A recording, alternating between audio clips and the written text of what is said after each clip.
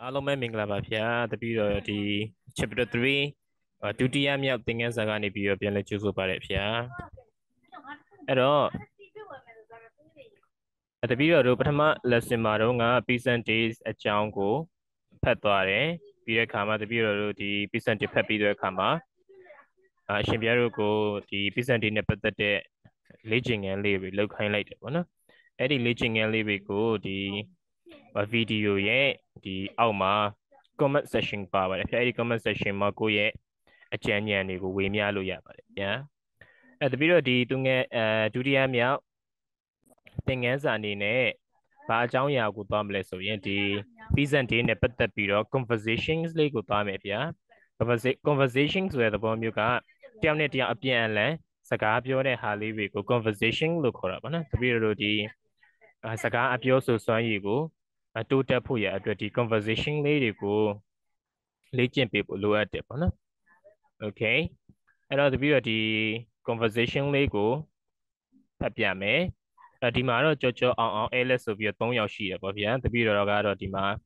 1ယောက်တည်းပဲရှိတယ်ပေါ့ဗျာအဲ့တော့တပည့်တော်ဒီအတန်တန်ပဲ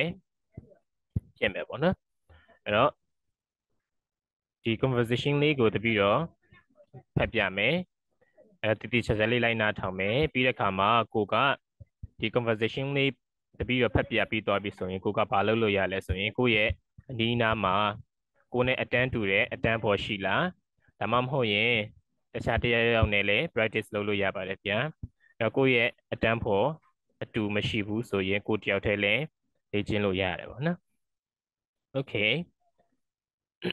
okay so like listen carefully about the conversations between Jojo Ao and Alice about the Peasants Day, okay? Hey, what date is it today? Today is 1st March. Why? I thought today was 2nd March, Peasants Day. You know, many people celebrate the day with literary events and different kinds of entertainment. Wow, really? Of course, my family went last year. There was also lots of traditional food and snacks to eat. Yes, he's right. So, would you like to join us tomorrow? Okay, I'd love to go with you. So, how will we get there? Who will arrange the transport? No worries. I will pick you up at 8:30. Just wait in front of the school. Great, I will. So see you tomorrow. Have a nice day. Thank you. You too. Bye. Okay, this is the end of the conversation between Jojo and Alex. So there's 3% talking about the Peasant Day and how will they celebrate next day. So there will be some things, okay? So I just want you to think about the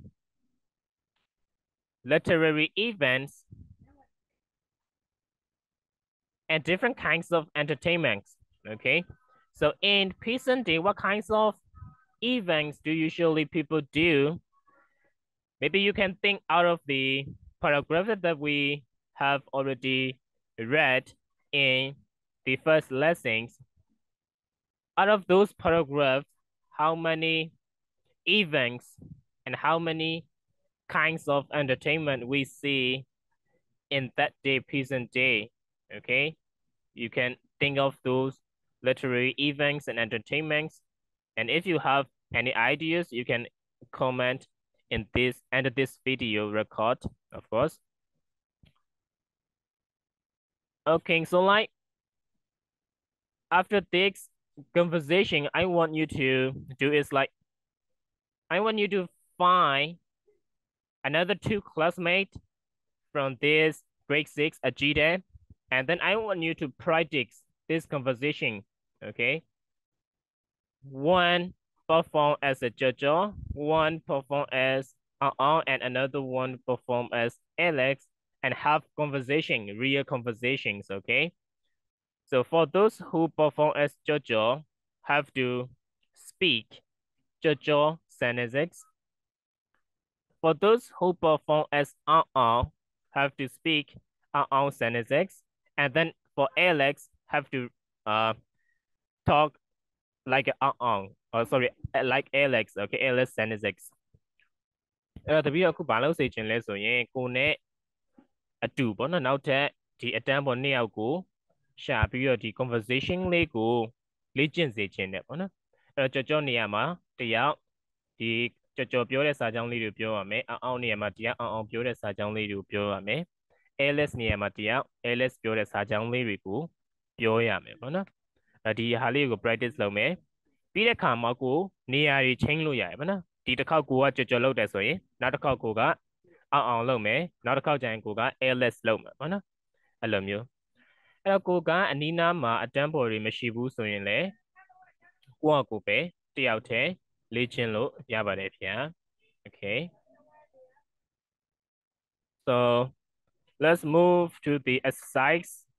concerned with the conversations okay အဲ့ဒီ conversation နဲ့ပတ်သက်တဲ့ exercise လေးအောက်မှာပါတယ် comprehension true or false true လား false လားပေါ့နော် judge each statement အောက်မှာ statement လေး6ခုရှိတယ် FT ပေါ့နော်အဲ့ဒါလေးကဘယ်ဟာလေးကမှန်တယ်ဘယ်ဟာလေးကမှားလဲဆိုတဲ့ဟာလေးကိုရွေးပေးရမယ်ပေါ့နော်ပထမတစ်ခုကအောင်ဝယ် pick up Alex and Jojo အောင်ကတဲ့ Alex နဲ့ Jojo ကို pick up လာခေါ်မယ်လို့ပြောတယ်တဲ့ okay အဲ့တော့ pick up ဆိုတာကတချို့တို့ဘာနော်ပစ္စည်းတစ်ခုခုကိုကောက်တယ်ဆိုရင်လည်း pick up လို့သုံးတယ်ဒါမှမဟုတ်ရင်ကိုကနေပြီးတော့တယောက်ကိုတွားပြီးတော့ခေါ်လိုက်တယ်ဆိုရင်လည်း pick up လို့ခေါ်ရပါနော်ဥပမာ who will pick up you for the party tomorrow မနေ့ပြန်ပါတီရမျိုးကိုလာပြီးဘယ်သူခေါ်မှာလဲအဲ့လိုမျိုးပေါ့အဲ့တော့ဒီမှာကျတော့အောင် will pick up Alex and Jojo Alex နဲ့ Jojo ကိုအောင်ကတွားပြီးတော့ခေါ်မှာဆိုတဲ့သဘောမျိုးပေါ့နော်B ကကျတော့ they are going to the Peasant Day Festival သူတို့ဒီ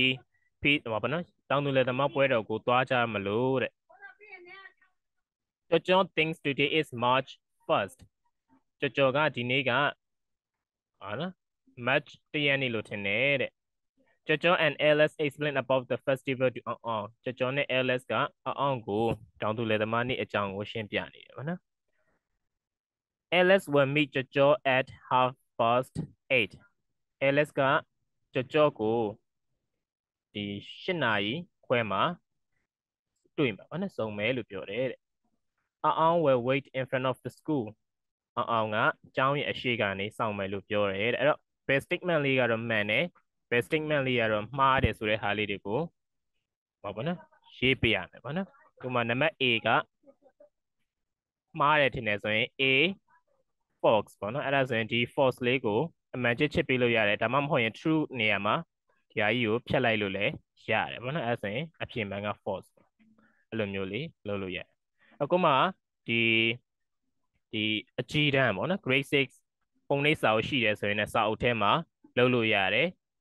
ဒီစာအုပ်မရှိဘူးဆိုရင်တော့ဘာလုပ်လို့ရလဲဆိုရင်ကိုယ့်ရဲ့ရေးစာအုပ်ထဲမှာ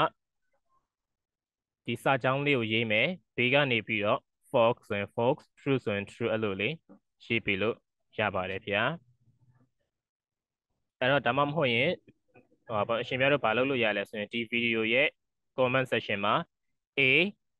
ဆိုရင် false ဆိုရင် A false B true C false အဲ့လိုမျိုးလေးလဲအောက်မှာ comment ရေးပြီးလို့ရပါတယ်ဗျာ okay အဲ့တော့တပည့်တော်တို့ဒီ chapter 3ရဲ့ဒုတိယမြောက် lesson လေးကိုဒီနားလေးမှာရက်ခွင့်ပြုပါဗျာအဲ့တော့တပည့်တော်ကဒီသင်ခန်းစာလေးမှာလုပ်စေချင်တာတစ်ခုတည်းကဘာလဲဆိုရင်အဲ့ဒီ conversation လေးကိုကိုယ်တိုင်လေ့ကျင့်ပေးဖို့ပါဗျာအဲ့တော့ဒီစာကြောင်းလေးတွေကိုတကြောင်းစင်းစီကိုကိုယ်တိုင်ပြောကြည့်မယ်ပြီးတဲ့အခါမှာမသိတဲ့စကားလုံးတွေအတန်ထွက်မသိတဲ့စကားလုံးတွေကိုအားစိုက်ပြီးတော့ပို့ပြီးတော့ပြောမယ်ပေါ့နော်အဲ့လိုမျိုးလေးလုပ်စေချင်ပါတယ်ဗျာအဲ့တော့တပည့်တော်တို့နောက်ထပ်သင်ခန်းစာမှာထပ်ပြီးတော့တွေ့ပါမယ်ဗျာအားလုံးကို ကျေးဇူးတင်ပါတယ်ဗျာ